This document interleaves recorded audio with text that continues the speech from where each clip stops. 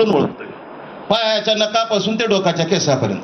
तुम्हाला जिथं अडचण आली नाही सुधाकर भालेराव तुम्हाला तिथं न्याय दिला तर अवलाद दुसऱ्याची असेल अशा पद्धतीनं राजकारण आपण केलं पाहिजे.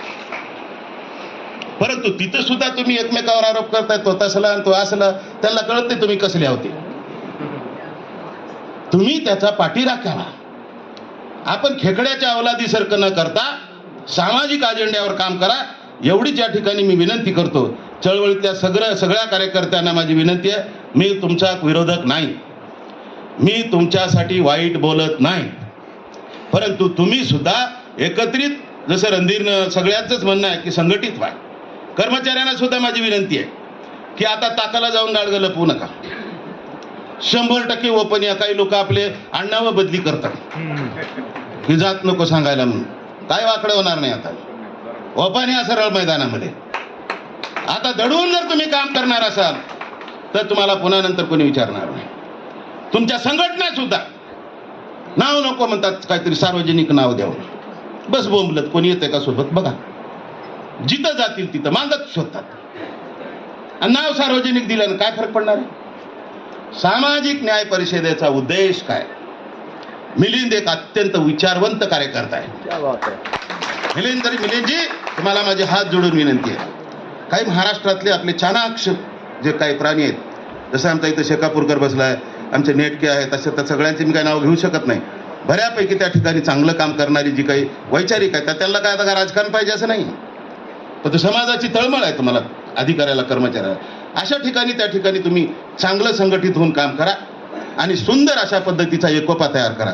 आमच्या इथं लोखंडे बसलाय, अशोक लोखंडे, त्यांनी फार मोठं संघर्ष करून त्या ठिकाणी क्रांतीवीर लहुजी साळवेची जागा त्या ठिकाणी, उठून जरा उभा टाका, त्या ठिकाणी त्यांनी प्राप्त करून घेतली, संघर्ष केला, पोलीस स्टेशन सांभाळलं, सगळ्या ठिकाणी तो बिचारा त्या ठिकाणी स्मारकासाठी त्या ठिकाणी किती वर्ष, 22 वर्ष, म्हणजे त्याचं अख्खं आयुष्य तिथे गेलं. आता समाधी सुद्धा तिथंच करावं लागेल, एवढा चांगलं काम केलं त्या बिचाऱ्यानं. सांगायचं मजाक म्हणून.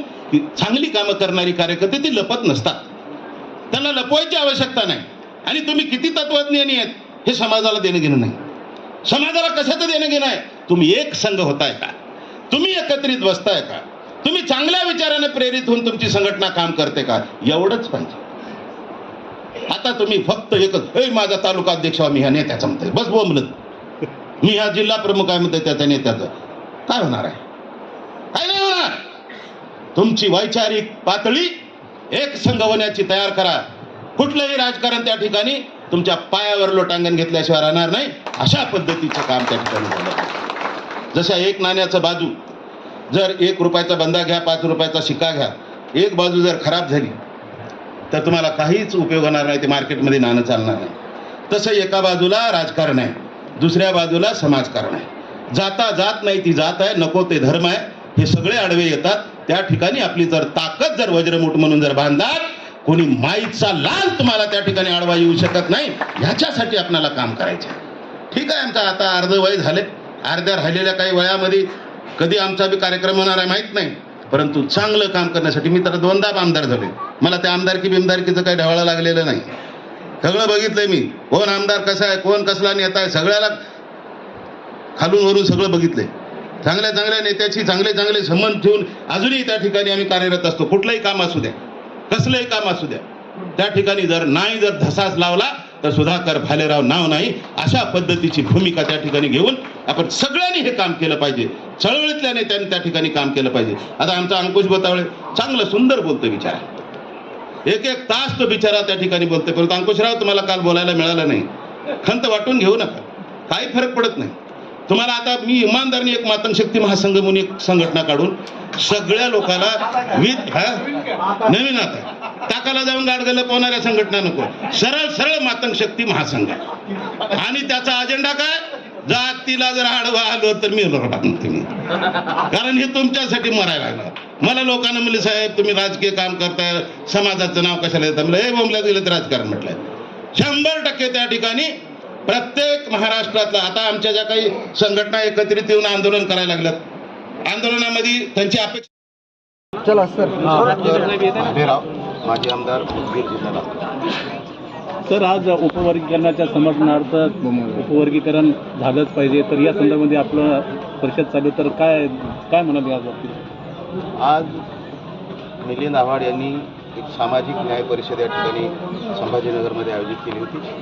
प्रमुख कार्यकर्त्यांच्या आणि प्रमुख बुद्धिवादी विचारवंतांच्या समवेत या ठिकाणी प्रदीर्घ सामाजिक न्याय परिषद म्हणून समाजाच्या विषयावर विचार करून त्या ठिकाणी काही निर्णय पुढे घेता येईल का यासाठी परिषद.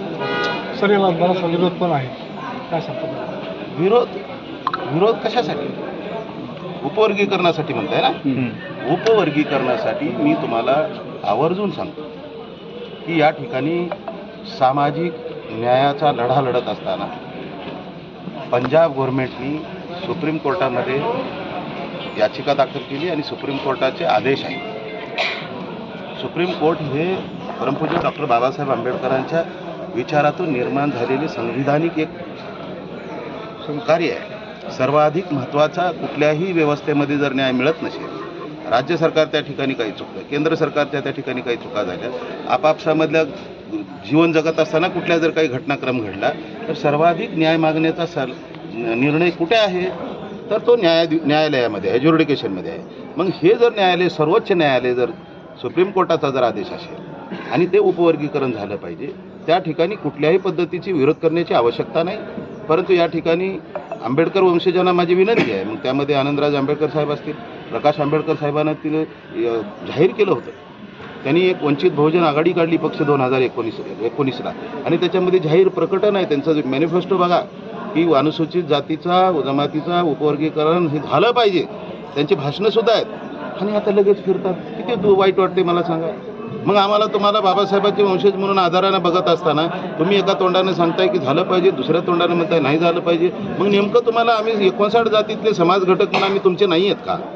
बाबासाहेबांनी ह्या 59 जातीतल्या समाजव्यवस्थेनं एकत्रित करण्यासाठी आणि ह्यांचा जो सर्वांगीण विकास झाला पाहिजे, त्यांची व्यवस्था सुधारली पाहिजे, त्यांचं शिक्षण झालं पाहिजे, त्यांना नोकरी धंदा लागला पाहिजे, त्यांच्या व्यवसायाची प्रगती झाली पाहिजे आणि त्यांचा स्तर उंचावला पाहिजे, ही भूमिका घेऊन बाबासाहेबांनी घटनेमध्ये तरतूद केलेली आहे. आयोग निर्माण केलेला शेड्यूल कास्ट आणि शेड्यूल ट्राईब आणि त्या माध्यमातून जर आम्हाला अनेक वर्षापासून त्या आरक्षणातला वंचित घटकांना लाभ मिळत असेल, आमची कितीतरी मुलं शिकून त्या ठिकाणी आत्महत्या करायला लागली आहेत. माझ्याकडे एक चिठ्ठी आली सकाळी एका कार्यकर्त्यांनी, किशोर रावसाहेब दाभाडे हा MA DYS BPEd कॉम्प्युटर असं सगळं काही केलं आणि 45% तो अपंग होता.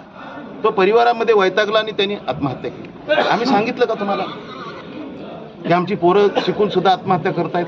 कशाचं कारण आहे? आम्हाला त्या ठिकाणी त्या आरक्षणामधला जो काही वाटा मिळायला पाहिजे तो मिळत नाही आहे. म्हणून आम्हाला सर्वांना संधी मिळाली पाहिजे आणि मोठा भाऊ म्हणून आम्ही तुम्हाला म्हणतोय. आणि तुम्ही त्या ठिकाणी रामदास आठवले साहेबांनी सुद्धा तुम्ही ऐका त्यांचे स्टेटमेंट मीडिया म्हणून तुम्ही त्यांना काढा बाहेर आणि विचारा की अनुसूचित जातीला उपवर्गीकरण झालं पाहिजे, त्यांना न्याय मिळाला पाहिजे. अरे मग आता काय झालं? लगेच म्हणताय मग प्रकाश आंबेडकरनी ठरवावं, त्यांच्यावर ढकलताय, तुम्ही ह्यांच्यावर ढकलताय. हे असं जर करणं भावंड म्हणून आम्ही तुम्हाला आदरपूर्वक सांगतो, बाबासाहेबांच्या वंशजाच्या माध्यमातून तुम्ही आम्हाला सहकार्य करा. आम्ही तुमच्यासोबत आहोत, आपण एक संघात आहोत. तुम्ही सुद्धा एकत्रित येण्याचा प्रयत्न करत नाही, तुम्ही सुद्धा संघटित होत नाही आणि आमचा तर विकासाचा प्रश्न दूरच राहिलेला आहे. म्हणून आमची प्रामाणिक विनंती आहे की आपणही सगळ्यांनी एकसंघ व्हा. बाबासाहेबांच्या विचाराची लोक जर एकत्रित नाही आले तर आम्हाला विस्कळीतपणा त्या ठिकाणी तुमचाही दिसून येतोय. म्हणून आम्हाला आता आमची जी विस्कळीतपणा झालेला आहे सर्वांगीण विकासासाठी शिक्षणाच्या बाबतीमध्ये त्या ठिकाणी उच्च दर्जाचं शिक्षण आम्हाला मिळालं पाहिजे. मोठ्या मोठ्या स्पर्धा निर्माण झालेल्या आहेत. पोद्दारसारखं ICIC unit, Delhi public school असे जे काही बोर्ड निघालेले आहेत, कॉन्व्हेंट स्कूल आहे, याच्यामध्ये आमच्या मुलांना जर शिक्षण घ्यायचं म्हटलं तर लाख रुपये फीस लहान मुलाला. पहिलीमध्ये टाकायचं झालं तर 1 लाख, 1.5 लाख, 2 लाख त्या ठिकाणी जर पैसे द्यावे लागत असतील. 10 लाख आता ते 10 लाख मी तुम्हाला प्रायमरीचं सांगतोय. जर प्रायमरीमध्ये जर आम्हाला दर्जेदार शिक्षण मिळत नसेल, म्हणून जर त्या ठिकाणी आमचा जर विद्यार्थी जर क्रमानं काही मागे पडत असेल तर त्याला खऱ्या अर्थानं राज्य सरकारने, केंद्र सरकारने चांगलं दर्जेदार शिक्षण त्यांना मिळालं पाहिजे. म्हणून आमच्यासाठी वेगळ्या सुद्धा संस्था निर्माण करण्याची आवश्यकता आहे. त्या ठिकाणी आम्हाला त्या ठिकाणी प्राधान्यानं शिक्षणासाठी आणि नोकरीसाठी उपलब्ध झालं, संधी मिळाली पाहिजे. आणि 59 जातीतल्या ज्या वंचित घटकाला त्या ठिकाणी गरीब आहेत, आणि पूर्वाश्रमीचा महार तुम्ही जाऊन बघा, गावगाड्यामध्ये चला माझ्यासोबत यावं. आंबेडकर व्यवस्थेमधल्या सगळ्या वंशजांना माझी विनंती आहे की आज गावाच्या वशीच्या बाहेर असलेला जो ग्रामीण भागामध्ये मांग महार, ज्याला आपण आज दलित वस्ती म्हणतो, काही हरिजन वस्ती म्हणतात, त्या ठिकाणी आमची लेकरं